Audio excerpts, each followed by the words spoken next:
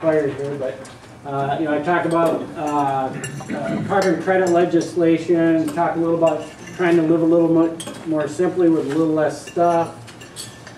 Think before we buy, where did it come from, how's it impact the environment, of course, renewable energy is a big thing. The big white elephant in the room, population growth, you know, no one ever wants to talk about that.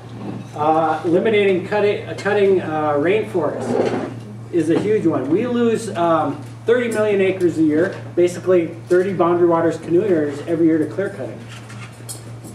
Think about that. I mean, huge. And we need these forests because, well, they produce oxygen we all need to breathe that we take for granted, and they suck up a lot of CO2. So even though we don't have that many rainforests here in North America, we need to protect them no matter where they are. And give to those folks. Also, we need to come up with some kind of mass transportation for this country. Really, that would be important. Because if we don't, we're going to be, we're all going to be clinging. I mean, this polar bear, okay, they're not going to make it here for very much longer. And then who's next? You know, us all clinging, farmers trying to cling to a little piece of dry dirt, or a piece of flooded ground, or what? Anyways, this is us. We've been going through this heavy ice for a long time now, and we're just getting giddy. I mean, it's like, you know, where you work so much and you just gotta laugh at the whole situation.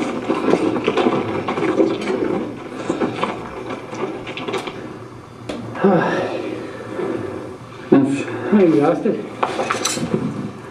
We've been traveling for just over 4 hours now, and I feel every aching bone in my body. What hurts the most right now? I can't tell. It's a toss-up. Let's see, is it all on my back or my hip? Or is it the calcium deposit pushing through the top of my foot? You know, I'm not real sure.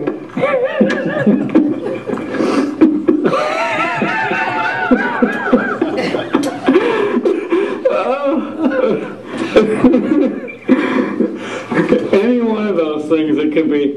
He's making me cry. He's not usually this funny. He's not. Believe me, I know. The guy's not funny. Oh, Eric. I'm going to get him for that sometime.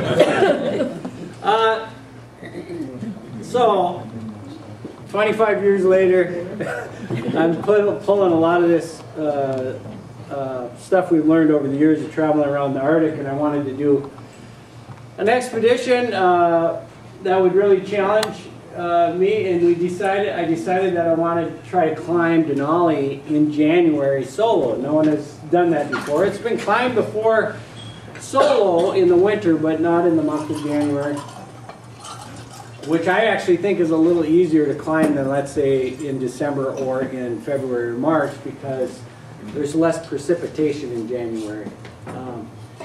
So we flew up to Talkeetna, Alaska, and I thought, okay, if I'm going to climb this mountain, I first want to climb it in the summer, understand the route the best I could, see if it was something I thought I could even do in the winter, and then go from there. And so I got a group of friends together from Grand Marais, behind me, Buck Benson, who runs a hardware store there, Tom Supernaut, who actually is going to be my base camp manager for my winter trip, and then Steve Pitchka, a doctor friend, and we flew to the mountain. And you can see the mountain. There we are flying a beaver into the mountain, and the mountain's sticking up above the clouds there, the peak of it.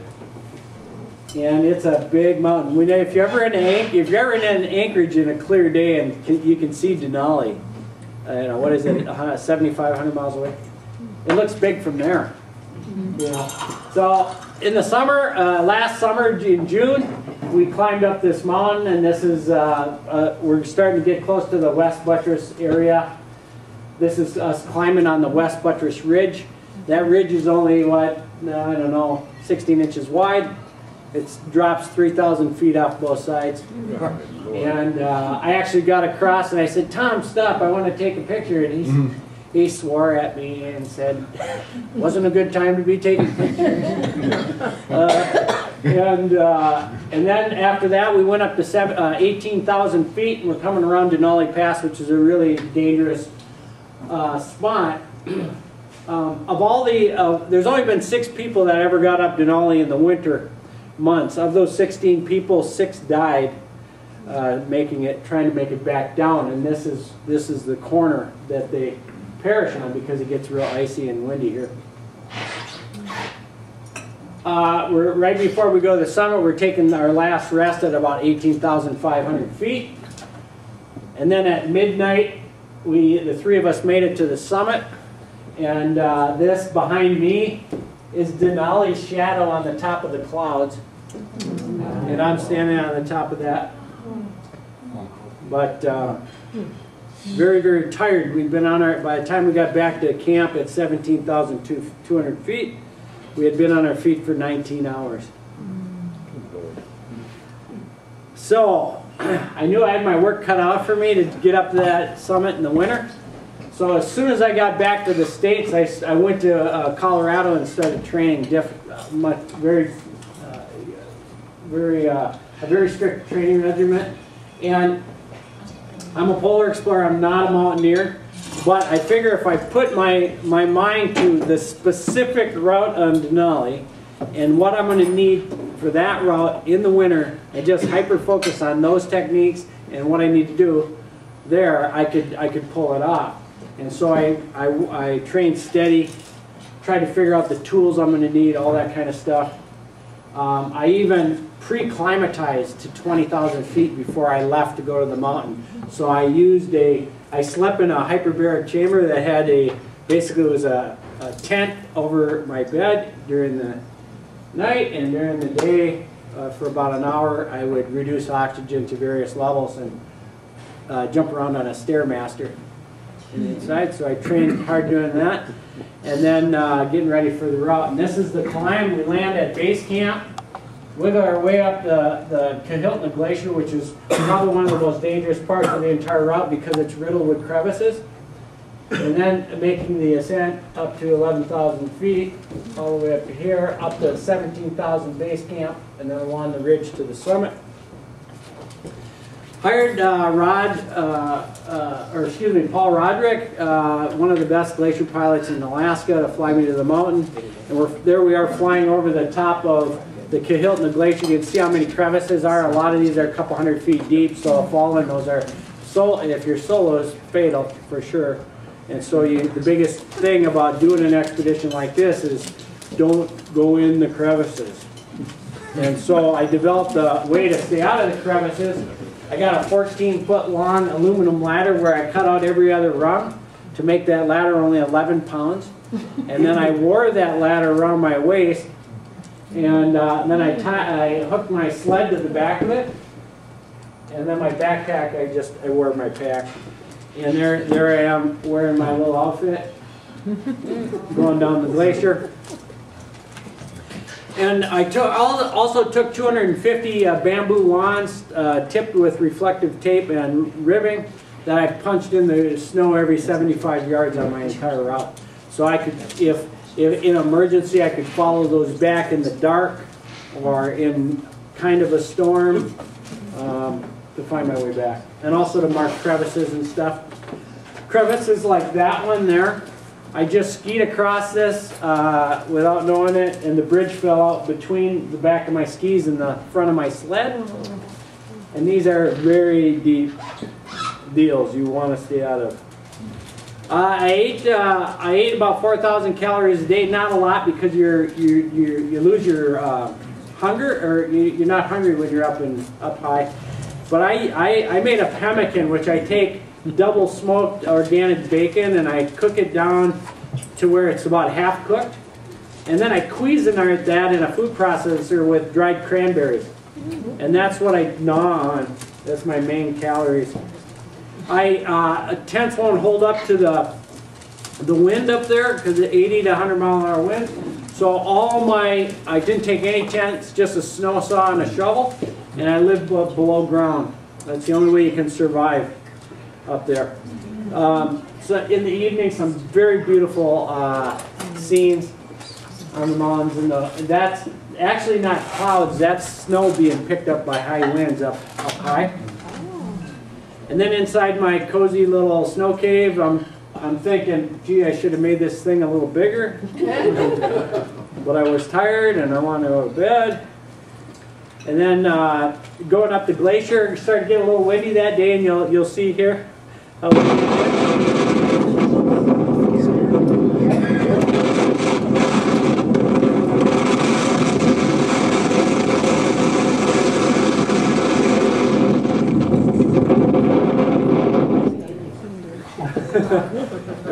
The wind wants to tear your clothes off. It just feels like it. You know, it just feels like. And so I got caught in that wind, and I couldn't dig down in the glacier because it was too icy. And I knew I had to find a place to dig down, so I went quite a ways to the side of the glacier, and I found enough soft snow to dig down in. And by 11 o'clock that night, I finally had my snow cave done. I dig all my caves in the evening. In the dark. I only got a 5-hour window of light, right, in Alaska because it's winter time. So I have 5 hours to travel in. So I get up in the dark and I leave at first light and I stop the minute I can't see anymore, and then I use a light to do most of my cave digging. Inside my cave, I took a wide angle shot. I had a camera between my legs, took a shot up at the ceiling because I dig my trench. I developed I call it a T-trench. And you dig straight down 3 feet, it's 3.5 feet wide, 3.5 feet wide by 3.5 feet deep. And then at the bottom of that, I dig out for my head and feet, cave out for my head and feet, and throw that snow out. And then I use snow blocks for my roof. It's the quickest way to get really good solid shelter. I kind of like it. It looks like a turtle. The bottom of a turtle, and I wear a turtle. I wear a turtle necklace that I got from one of my kids to give me turtle power. You know, so you like that picture. Yeah, but you don't move like a turtle. Yeah, and so going up higher, I'm at 14,000 feet here, and now I'm trying to send up to 15,000 feet. Fairly steep, the oxygen level is getting low.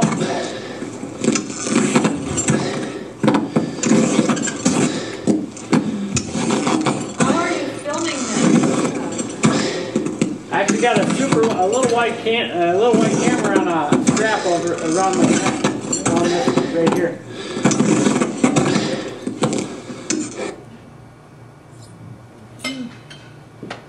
And then I send up to about 15,500 feet there, and I use the wide angle thing.